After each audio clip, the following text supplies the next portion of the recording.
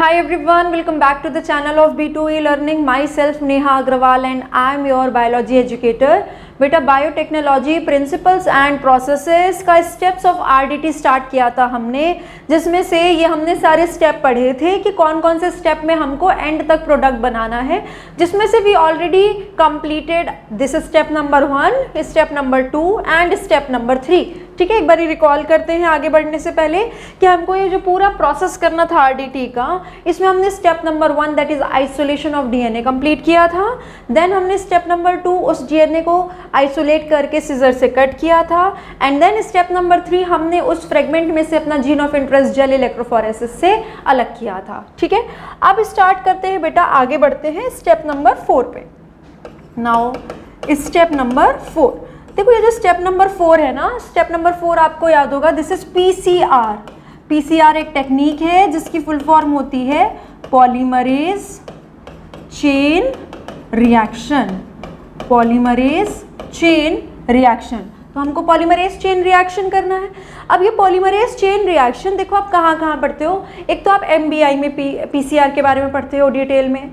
मैंने आपको ये पीसीआर के बारे में पढ़ाया हुआ है ह्यूमन हेल्थ में भी, आप अगर क्लासरूम प्रोग्राम में हैं तो वहाँ पर आपने पढ़ा होगा। ठीक है, तो पीसीआर का नाम आप जगह जगह पे पढ़ते रहते हो, मैं आपको फिर से एक बार कंप्लीटली इसकी डिटेल बताती हूँ। ठीक है, एवरीथिंग अबाउट पीसीआर जो आपको याद रखना है वो हम कवर करते हैं जहाँ जहाँ पर भी आपके यूज आए। ठीक है, और यहाँ पर तो इसके क्वेश्चन पूछे ही जा सकते हैं बिल्कुल, क्योंकि ये इस चैप्टर का भी इम्पोर्टेंट टॉपिक है। ठीक है, तो नो मैटर हमने इसको कहीं और पढ़ा हुआ होगा, फिर भी हम यहाँ पर पूरा कंप्लीट करते हैं पीसीआर। ठीक है, चलो सबसे पहले बेटा ये जो पीसीआर है पॉलीमरेज चेन रिएक्शन, ठीक है, नाम को हमेशा जैसे तोड़ते हैं, पॉलीमरेज नाम क्यों आया है बेटा, क्योंकि हम इसमें एक एंजाइम यूज करने वाले हैं, डीएनए पॉलीमरेज एंजाइम। हम जो एंजाइम यूज करने वाले हैं इसमें यह है डीएनए पॉलीमरेज एंजाइम। तो one of the materials required आपको पता चल गया। हम कोई भी टेक्निक करते हैं तो उसका प्रिंसिपल होता है, उसके मटेरियल्स रिक्वायर्ड होते हैं। तो मटेरियल्स रिक्वायर्ड में एक आपको पता चल गया डीएनए पॉलीमरेज। आपको क्या चाहिए, डीएनए पॉलीमरेज एंजाइम की रिक्वायरमेंट है, इसके बारे में अभी हम पढ़ते हैं क्या करेगा। फिर पॉलीमरेज चेन रिएक्शन, ये रिएक्शन चेन में होगी इसलिए हम पढ़ रहे हैं पॉलीमरेज चेन रिएक्शन। एक बात ये हमको याद रखनी है कि पॉलीमरेज चेन रिएक्शन ये जो टेक्निक है ये किसने दी थी, प्रोड्यूस्ड और गिवन बाय कैरी मुलिस। कैरी मुलिस ने ये टेक्निक डेवलप करी थी, तो एक पॉइंट ही हो गया। अगला इंपॉर्टेंट क्वेश्चन जो आता है बेटा दैट इज इसका प्रिंसिपल क्या है, what is the principle behind this technique. ठीक है, डीएनए पॉलीमरेज एंजाइम, तो यहां पर लिख रही हूं मैं प्रिंसिपल, किस प्रिंसिपल पर काम करता है, हम ये टेक्निक क्यों कर रहे हैं हमको पता होना चाहिए। ठीक है, तो ये प्रिंसिपल क्या है बेटा, ये जो पीसीआर है ये कोई भी छोटे से डीएनए के फ्रेगमेंट को मल्टीप्लाई कर देता है, एम्पलीफाई कर देता है। आपके पास एक जीन ऑफ इंटरेस्ट है, आप चाहें तो उसकी मिलियंस ऑफ कॉपीज आप उसकी तैयार कर सकते हैं इस मशीन में। ठीक है, तो इसका प्रिंसिपल होता है बेटा एम्पलीफिकेशन, नंबर बढ़ाना। एम्पलीफिकेशन किस चीज़ का, किसी प्रोटीन का नहीं, किसी कार्बोहाइड्रेट का नहीं, amplification of nucleic acid. Amplification of nucleic acid, अगर कोई न्यूक्लिक एसिड है, डीएनए या आरएनए है, तो आप उसका एम्पलीफिकेशन कर सकते हैं इस पीसीआर मशीन में। ठीक है, एम्पलीफिकेशन ऑफ न्यूक्लिक एसिड अच्छे से याद रखना है, ये डायरेक्ट क्वेश्चंस हैं कि ये किस प्रिंसिपल पे काम करता है, ये न्यूक्लिक एसिड को एम्पलीफाई करता है।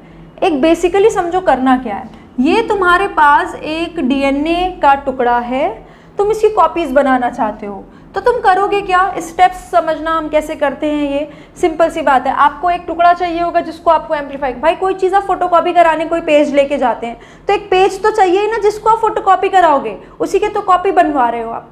ठीक है, तो अब उसके लिए आपको फोटोकॉपी की मशीन चाहिए, यानी पीसीआर मशीन चाहिए, ब्लैंक पेपर चाहिए, इंक चाहिए, तो मटेरियल्स रिक्वायर्ड लिख रहे हैं, ये कैसे होगा। तो सबसे पहले आप क्या करो, इस डीएनए के टुकड़े को अलग अलग कर दो। ठीक है, अलग अलग करने के बाद अब आप क्या करो, इसमें एक नया स्ट्रैंड सिंथेसाइज कराओ और इसमें एक नया स्ट्रैंड सिंथेसाइज कराओ, तो इससे क्या हुआ, एक स्ट्रैंड से 2 स्ट्रैंड बन गए।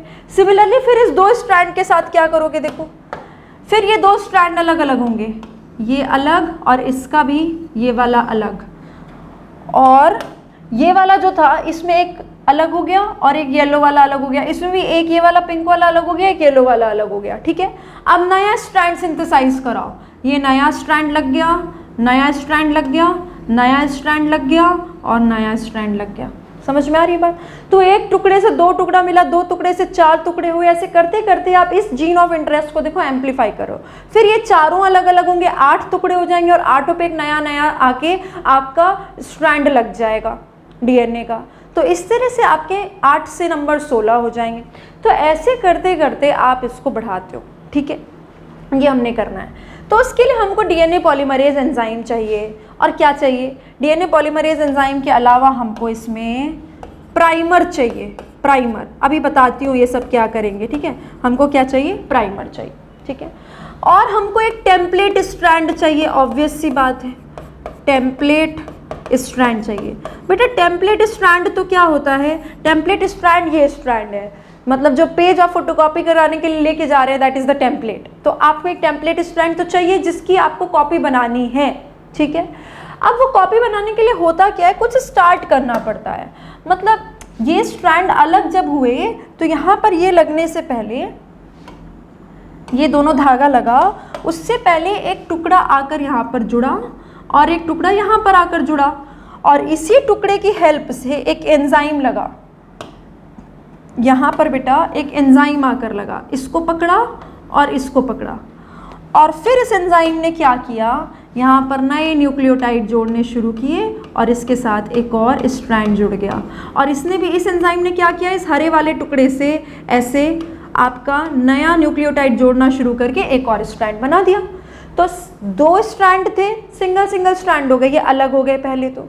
फिर ये हरा वाला पार्टिकल आपको दिख रहा है ग्रीन वाला, वो आके यहाँ पर चिपका और उसमें एक एंजाइम आया रेड कलर का, और एंजाइम ने न्यूक्लियोटाइड जोड़ के सबको क्या कर दिया, डबल स्ट्रैंडेड कर दिया, ठीक है। तो ये हो गया आपका टेम्पलेट स्ट्रैंड। ये जो ग्रीन कलर का पहले आके चिपक रहा है that is primer, that is primer, और ये जो रेड कलर का है वो है एंजाइम, डीएनए पॉलीमरेज एंजाइम, ठीक है। और फिर जाके आपने न्यूक्लियोटाइड जोड़े, तो ये येलो कलर के न्यूक्लियोटाइड होने भी तो चाहिए, तभी तो ये जोड़ा जाएगा।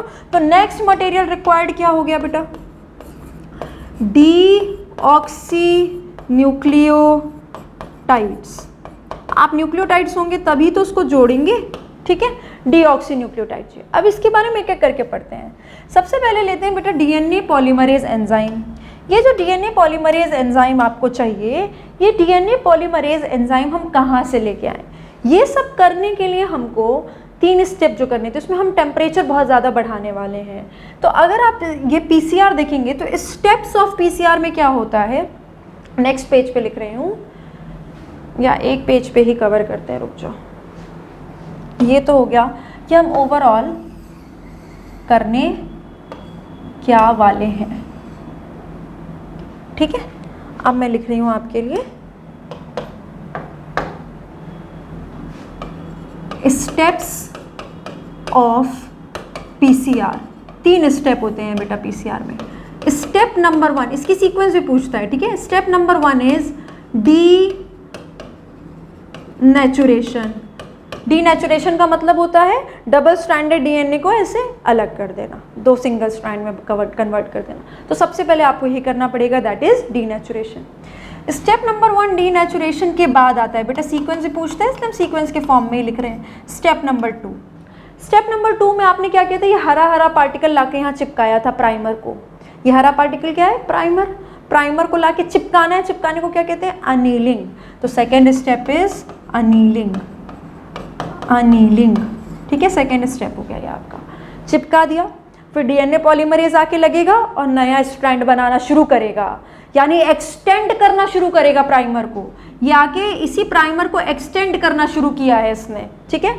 तो इसीलिए हम स्टेप नंबर 3 को कहते हैं बेटा, step number 3 is extension. Extension, या आप ऐसा कह लो कि एक्सटेंशन करने से हुआ क्या, एक टुकड़े से 2 टुकड़ा बना, मतलब पॉलीमर बना रहे हैं आप। तो इसी को हम कहते हैं पॉलीमराइजेशन, पॉलीमराइजेशन। ठीक है, ये 3 स्टेप हो गए आपके पीसीआर के इस सीक्वेंस में। ठीक, अब ये जो अगली इंपॉर्टेंट बात बेटा, हम सारी बात एक एक करके करते जा रहे हैं कवर, यहाँ पे ध्यान दीजिएगा। ये जो डीनेचुरेशन होता है बेटा, ये 94 डिग्री सेल्सियस पे होता है, टेम्परेचर याद रखना बहुत इंपॉर्टेंट है। एनीलिंग बेटा 50 to 60 डिग्री सेल्सियस पे होता है, 50 to 60 डिग्री सेल्सियस पे होता है। एंड एक्सटेंशन वाला स्टेप 72 डिग्री सेल्सियस पे होता है, 72 डिग्री सेल्सियस पे होता है। ठीक है, यानी कि पीसीआर जो है उसमें 3 स्टेप होते हैं और तीनों टेम्परेचर डिपेंडेंट स्टेप्स होते हैं। 3, ध्यान रखना, 3 and temperature dependent steps. PCR के 3 टेम्परेचर डिपेंडेंट स्टेप्स होते हैं। Step number 1 denaturation at 94 degree Celsius, then step number 2 annealing at 50 to 60 degree Celsius, then step number 3 extension और पॉलीमराइजेशन एट 72 डिग्री सेल्सियस। ठीक है, इतनी बात सबको, चलो हो गया। अब 94 डिग्री सेल्सियस में अगर आपको कोई काम कराना है तो आप ऐसा नहीं करते हो बेटा कि पहले डीनेचुरेशन कराया मशीन में, उसके बाद अनीलिंग कराई, उसके बाद डीनेचुरेशन कराया, ऐसा नहीं होता। ये एक मशीन है, मशीन में छोटी छोटी ट्यूब्स होती हैं, उस ट्यूब्स में आप सारा सामान एक साथ डाल देते हो। मतलब आप ये जो टेम्पलेट डीएनए है वो डाल दो इसमें, फिर आपको प्राइमर चाहिए वो भी डाल दो, फिर आपको ये एंजाइम चाहिए वो भी डाल दो। ठीक है, ये सब चीज़ें आपने इसमें पहुंचा दी, डीएनए पॉलीमरेज, प्राइमर, टेम्पलेट, और आपने सारे न्यूक्लियोटाइड्स यहाँ डाल दिए और फिर ये मशीन बंद कर दी और इसमें सेट कर दिया कि भाई मशीन तो स्टेप नंबर 1 को इतनी देर के लिए इस टेम्परेचर पे चलाना, स्टेप नंबर 2 को इतनी देर के लिए इस टेम्परेचर पे चलाना, और स्टेप नंबर 3 को इतनी देर के लिए इस टेम्परेचर पे चलाना। तो मशीन ऑटोमेटिकली उसको सेट कर लेती है कि इतनी देर के लिए इस टेम्परेचर पे रहना है, इतनी देर के लिए इस टेम्परेचर पे रहना है, सारा सामान इसमें ही है। ठीक है, देखो बेटा, ये जो एंजाइम हमने लगाया है रेड कलर का डीएनए पॉलीमरेज एंजाइम, इसका काम तो सेकेंड स्टेप में है, सेकेंड स्टेप में आके लगेगा और फिर थर्ड स्टेप में ये काम करेगा। लेकिन प्रेजेंट तो शुरू से ही है ना, मशीन तो बंद हो चुकी है, प्रेजेंट तो शुरू से ही है। यानी जब डीनेचुरेशन होगा 94 डिग्री सेल्सियस पे ये मशीन अपना काम कर रही होगी, तब भी उसमें एंजाइम है, और एंजाइम तो एक ऑप्टिमम टेम्परेचर के बाद बेटा डिसरप्ट हो जाता है। याद करिए, बायोमॉलिक्यूल जो एंजाइम होते हैं वो क्या करेंगे, बायोमॉलिक्यूल में हमने एंजाइम पढ़ा था, हाई टेम्परेचर पे डीनेचुरेशन करते हैं, जो कि irreversible loss of enzyme activity होता है, राइट। तो हमको अब एक ऐसा एंजाइम चाहिए इस मशीन में लगाने के लिए जो काम तो करे हमारे डीएनए पॉलीमरेज का, साथ ही साथ 94 डिग्री सेल्सियस आने पे भी बेटा उसका डीनेचुरेशन ना हो। समझ में आ रही है बात? ठीक है, तो हमको एक ऐसा एंजाइम चाहिए। तो हमको डीएनए पॉलीमरेज तो चाहिए जो डीएनए का पॉलीमर तैयार कर रहा है न्यूक्लियोटाइड जोड़ के, बट ये एक खास डीएनए पॉलीमरेज चाहिए हमको। कैसा डीएनए पॉलीमरेज? देखो, फर्स्ट स्टेप, हमको एक ऐसा डीएनए पॉलीमरेज चाहिए, हमको एक ऐसा डीएनए पॉलीमरेज चाहिए which is heat resistant, heat resistant enzyme चाहिए हमको, या heat resistant DNA polymerase enzyme चाहिए। तो हम कहाँ से एक्सट्रैक्ट करेंगे इसको? एक ऐसे बैक्टीरिया से जो हीट में ही रहता है। बैक्टीरिया तो आपको पता ही है हर जगह पाए जाते हैं, मतलब कुछ हॉट स्प्रिंग्स होते हैं, गर्म खौलते पानी के झरने होते हैं, उसमें भी कुछ बैक्टीरिया पाए जाते हैं। बेटा वो बैक्टीरिया वहाँ जिंदा है, मतलब उसकी बॉडी के सारे एंजाइम वहाँ पे काम कर रहे हैं उतने टेम्परेचर पे, यानी कि उसके अंदर जो एंजाइम है वो हीट रेजिस्टेंट होगा। तो हमको एक ऐसा बैक्टीरिया खोजना पड़ेगा जिनको हम कहते हैं thermophilic bacteria, thermophilic bacteria. Thermo मतलब हीट, फिलिक मतलब लविंग। एक ऐसा बैक्टीरिया खोजो जो हीट लविंग है, बहुत ज़्यादा गर्म टेम्परेचर में भी रह सकता है, thermophilic bacteria. For example present in hot springs, ठीक है। हॉट स्प्रिंग्स में जो बैक्टीरिया रहते होंगे वो थर्मोफिलिक होंगे। ऐसे थर्मोफिलिक बैक्टीरिया के अंदर जो एंजाइम होगा वो हीट रेजिस्टेंट होगा। ऐसे बैक्टीरिया की एग्जाम्पल है थर्मस एक्वेटिकस, देखो इस बैक्टीरिया के तो नाम में थर्मस लगा हुआ है, हीट लगा हुआ है, ठीक है, thermos aquaticus, T capital A small, दोनों को अलग अलग अंडरलाइन करेंगे। अब थर्मस एक्वाटिकस से हमने निकाला इस वाले बैक्टीरिया का, ये थर्मस एक्वाटिकस क्या है बेटा, बैक्टीरिया है। कैसा बैक्टीरिया है, थर्मोफिलिक बैक्टीरिया है। तो इसके अंदर जो एंजाइम होगा वो कैसा होगा, हीट रेजिस्टेंट, हीट को बर्दाश्त कर सकता है, हीट को अपने आप को अफेक्ट कराने से रोक सकता है। तो थर्मस एक्वाटिकस थर्मोफिलिक बैक्टीरिया से हमने हीट रेजिस्टेंट एंजाइम निकाला। हमने थर्मस एक्वाटिकस का डीएनए पॉलीमरेज निकाल लिया। तो इसका डीएनए पॉलीमरेज कैसा होगा बेटा, इसका डीएनए पॉलीमरेज हमारे काम का होगा, क्योंकि थर्मस एक्वाटिकस बैक्टीरिया का DNA polymerase is heat resistant, heat बहुत ज़्यादा हीट को भी ये रेजिस्ट कर सकता है क्योंकि ये हॉट स्प्रिंग्स में पाए जाते हैं, ठीक है। इसके डीएनए पॉलीमरेज को स्पेसिफिकली हमने कह दिया टैक डीएनए पॉलीमरेज, यहाँ से टी उठाया, यहाँ से एक ही उठाया और बोल दिया टैक। तो हमने टैक डीएनए पॉलीमरेज निकाला है बेटा, जो कि डीएनए पॉलीमरेज एंजाइम है, हीट रेजिस्टेंट एंजाइम है, थर्मस एक्वाटिकस थर्मोफिलिक बैक्टीरिया से निकाला गया है। ये जो टैक डीएनए पॉलीमरेज है ये अप टू 94 डिग्री सेल्सियस तक डीनेचर नहीं करता। ये एंजाइम 94 डिग्री सेल्सियस तक खराब नहीं होता। बेटा जो बच्चे बेसिक्स में थोड़ा स्ट्रगल कर रहे हों, मैं एंजाइम की डीनेचुरेशन की बात कर रही हूँ, ये स्टेप डीनेचुरेशन के लिए नहीं। स्टेप डीनेचुरेशन का मतलब है 2 स्ट्रैंड को अलग कर देना। एंजाइम के डीनेचुरेशन का मतलब है उसका प्रोटीन स्ट्रक्चर का 3 डिग्री स्ट्रक्चर खराब हो जाना, अब वो एंजाइम काम नहीं कर सकता, ठीक है। बायोमोलिक्यूल्स क्लियर हो गया आपको। तो Taq DNA polymerase up to, जो बच्चे अभी दिमाग चला रहे होंगे, जहां जहां जो चीजें पढ़ते हैं उसको चैप्टर्स को लिंक कर रहे होंगे, उन्होंने बायोमोलिक्यूल में सेम चीज पढ़ी होगी बेटा जो एनसीईआरटी में दी हुई है, 80 to 90 degree Celsius, 80 to 90 degree Celsius biomolecules वाले चैप्टर में सेम एंजाइम के लिए लिखा हुआ है। और इस वाले चैप्टर में 94 डिग्री सेल्सियस, क्योंकि हम 94 तक जा रहे हैं। तो चैप्टर स्पेसिफिक भी आपको याद रखना होता है कि कभी किसी चैप्टर की स्पेसिफिक लाइन आई है तो हमको क्या क्या याद रखना है। Every line, every specification and detailing from NCERT is important for you, ठीक है। तो ये याद रखना, इस चैप्टर में आपने याद रखना है 94 डिग्री सेल्सियस, दोनों सही है, रेंज बताई जाती है, ठीक है। ये आपने अलग किया। अब ये जो डीएनए पॉलीमरेज एंजाइम है इसके बारे में हम सभी जानते हैं। एक तो हम कौन सा डीएनए पॉलीमरेज निकाल रहे हैं वो हो गया, बाकी डीएनए पॉलीमरेज एंजाइम के बारे में बेटा हम जानते हैं कि जो डीएनए पॉलीमरेज एंजाइम होता है वो उसका काम है, it adds new nucleotide, nucleotide को एंटी लिख रहे हैं। कहाँ ऐड करता है ये, एट 3-OH, एट फ्री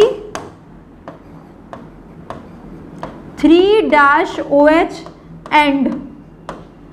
हमेशा डीएनए पॉलीमरेज बेटा ये आप एमबीआई में पढ़ते हैं, जो नया न्यूक्लियोटाइड जोड़ता है वो 3- एंड पे जोड़ता है जहां पर फ्री OH पाया जाता है, ठीक है। तो ये भी जोड़ेगा, कोई दिक्कत नहीं है इसमें, ये हमने ऐसे ही लिख लिया, ये अंडरस्टूड हो, ठीक है। अब हमको चाहिए बेटा प्राइमर, अब हमको चाहिए प्राइमर, नेक्स्ट हमको चाहिए प्राइमर, ठीक है। प्राइमर के बारे में लिखते हैं। हमको चाहिए बेटा एक पेयर प्राइमर, एक जोड़ा चाहिए हमको प्राइमर का। ये प्राइमर होते क्या है, सिंगल स्ट्रैंडेड डीएनए के टुकड़े होते हैं। ये होते क्या है, छोटे छोटे टुकड़े होते हैं, ऑलिगो न्यूक्लियोटाइड, ऑलिगो न्यूक्लियोटाइड लिख दिया। स्टार्टिंग का कुछ आप यहां पर टुकड़ा लगा लेंगे,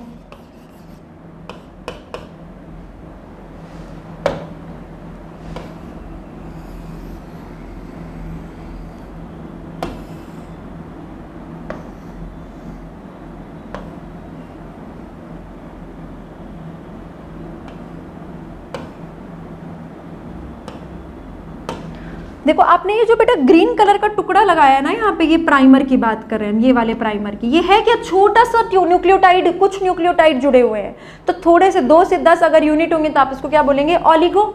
तो ये जो छोटा छोटा प्राइमर है इसमें हमने इसका कॉम्प्लीमेंट्री कुछ पहले से ही लगा दिया है जो यहाँ पर जाके चिपक जाएगा, तो सिंगल स्ट्रैंडेड होगा। 1 पेयर चाहिए, ऑलिगो न्यूक्लियोटाइड का टुकड़ा होता है। ये आया कहाँ से, हमने लैब में केमिकली इसको सिंथेसाइज किया है। हर पॉइंट बहुत इंपॉर्टेंट है बेटा, केमिकली सिंथेसाइज्ड। ये कहाँ से आया है, केमिकली बनाया गया है, ठीक है। One pair single stranded DNA primer is required which is a oligonucleotide which is chemically synthesized.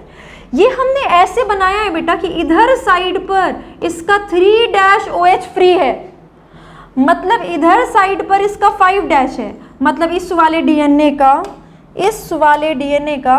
बेटा ये सब एमबीआई का पार्ट है, जस्ट हम रिकॉल कर रहे हैं। यहाँ पर 3' है, यहाँ पर इस वाले डीएनए का 3' है, तभी तो उसके सामने इसमें 5' आएगा और इधर 3' फ्री रहेगा। तो डीएनए स्ट्रैंड के 3' एंड पर प्राइमर आके जुड़ता है अपने 5' एंड से कॉम्प्लीमेंट्री को मेंटेन करने के लिए, और तभी जो है इसका 3' एंड फ्री रहता है, 3' इसका 3' इधर फ्री रहता है। तो टेम्पलेट स्ट्रैंड के 3' एंड पर प्राइमर आकर जुड़ता है अपने 5' एंड से और उसका 3' एंड फ्री रहता है, तभी तो बेटा यहाँ पर डीएनए पॉलीमरेज आकर जुड़ेगा और 3' जो फ्री एंड है उस पर नए न्यूक्लियोटाइड जोड़ना शुरू करेगा। समझ में आ रही है बात? तो इसीलिए क्योंकि जो डीएनए पॉलीमरेज एंजाइम है बेटा वो 3' एंड पर नए न्यूक्लियोटाइड जोड़ता है, इसीलिए हमने जो प्राइमर लगाया है उसका 3' फ्री, इसका 3' एंड मतलब 3' एंड फ्री रहता है इसका, जिस पर OH लगा हुआ है, जिसमें नए न्यूक्लियोटाइड जोड़ता है आपका डीएनए पॉलीमरेज एंजाइम। ठीक है, this is about DNA polymerase and this is about primer. Template strand आप समझ ही गए हैं, जो मेन स्ट्रैंड लेते हैं जिसका एम्प्लीफिकेशन करना है। तो टेम्पलेट स्ट्रैंड में लिखना भी हो तो आप क्या लिख सकते हैं,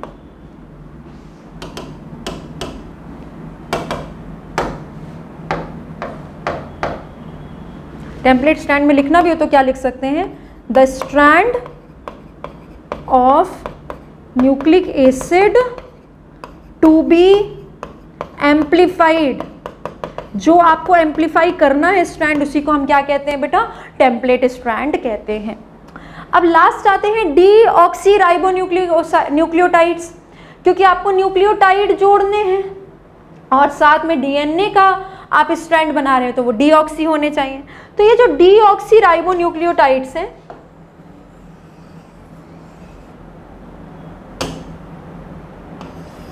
मैं कोशिश कर रही हूँ बेटा ये सारे पॉइंट्स एक पेज पे आ जाएं ताकि आप इसको स्क्रीनशॉट लेके लिख पाएं।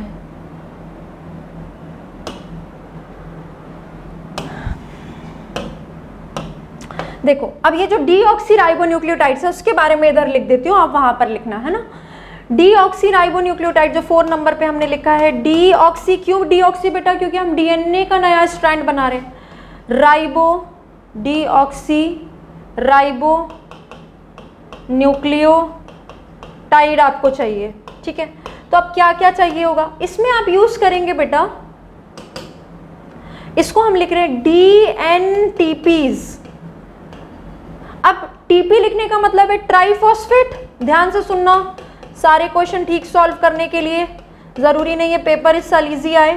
ट्राइफॉस्फेट, ट्राइफॉस्फेट क्या करें मैम, इसके अंदर तो मोनोफॉस्फेट लगाते हैं न्यूक्लियोटाइड, तो ट्राइफॉस्फेट क्या करेगा बेटा, सोर्स का काम करेगा, सोर्स फॉर DNMPs, मोनोफॉस्फेट का सोर्स हो जाएगा।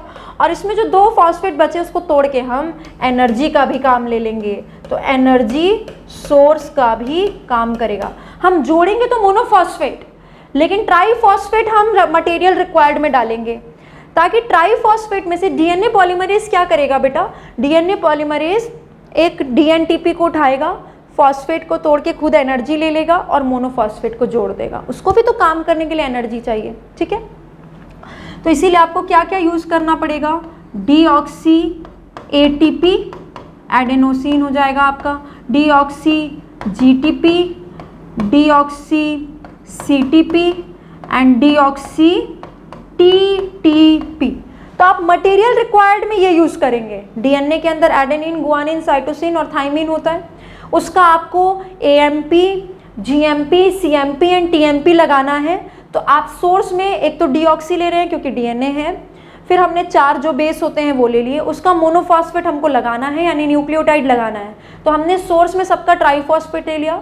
इस ट्राइफॉस्फेट से 2 फॉस्फेट निकाल के एनर्जी को यूज़ कर लेगा डीएनए पॉलीमरेज, और जो बचा हुआ एमपी होगा, AMP, GMP, CMP and TMP, उसको जोड़ता चला जाएगा। ठीक है, तो ये हम मटेरियल रिक्वायर्ड में यूज़ करते हैं। ठीक है, अब ये सारे मटेरियल हो गए, फिर इस स्टेप में इस हिसाब से ये सारे काम हो जाते हैं। डीनेचुरेशन में क्या होगा बताओ? डीनेचुरेशन में जो दोनों स्ट्रैंड है, टेम्पलेट स्ट्रैंड, वो अलग हो जाएंगे। अनीलिंग में क्या होगा? अनीलिंग किसकी होगी बताइए?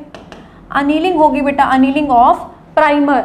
कहाँ पर होगी अनीलिंग ऑफ प्राइमर? प्राइमर की अनीलिंग होगी at the 3' end of template DNA, जिससे क्या होगा? अनील हो जाएगा जब प्राइमर, तो उसका 3' OH एंड फ्री रहेगा। फिर एक्सटेंशन के टाइम पर काम आएगा आपका क्या? DNA polymerase. एक्सटेंशन होगा किसका? Extension of primer. एक्सटेंशन किसका होगा बेटा? एक्सटेंशन में अगर आप लिखना चाहें कि एक्सटेंशन या polymerization at 72 degree Celsius of primer, छोटा सा प्राइमर चिपका हुआ है, हम उसी को एक्सटेंड कर रहे हैं by the help of DNA, Taq DNA polymerase. Polymerase का काम कब हो रहा है? पॉलीमराइजेशन स्टेप में। ठीक है, तो extension of primer bye DNA polymerase, primer का 3' OH पर डीएनए पॉलीमरेज नए न्यूक्लियोटाइड ऐड करके और फिर जो है 3' to 5' एंड में बढ़ाएगा। प्राइमर डीएनए पॉलीमरेज क्या करेगा? इधर से इधर बढ़ाएगा टेम्पलेट को, सॉरी 5' to 3'। 5' तो लग ही चुका है, 3' की तरफ हम बढ़ रहे हैं ऐसे करके। ठीक है, 5' to 3' में बढ़ाएगा। तो तुम देखो इतने मटेरियल रिक्वायर्ड में किसका किसका काम कब पड़ा? डीएनए पॉलीमरेज आपको स्टेप नंबर 3 में चाहिए, प्राइमर आपको स्टेप नंबर 2 में चाहिए, टेम्पलेट आपको स्टेप नंबर 1 में चाहिए, डीऑक्सीराइबोन्यूक्लियोटाइड आपको स्टेप नंबर 3 में चाहिए। यहाँ टेम्पलेट को अलग कर देंगे, प्राइमर जोड़ देंगे और उसके बाद डीएनए पॉलीमरेज की हेल्प से प्राइमर पे नए न्यूक्लियोटाइड को जोड़ेंगे। ठीक है, दिस इज ऑल अबाउट बेटा पीसीआर। अब आप इसकी एनसीईआरटी पढ़ के इसके डायग्राम को देख सकते हैं, क्लियर हो जाएगा ये सब कुछ, और इसका स्क्रीनशॉट ले लीजिए और इसको अच्छे से याद कर लीजिएगा, फिर नेक्स्ट स्टेप पे बढ़ेंगे।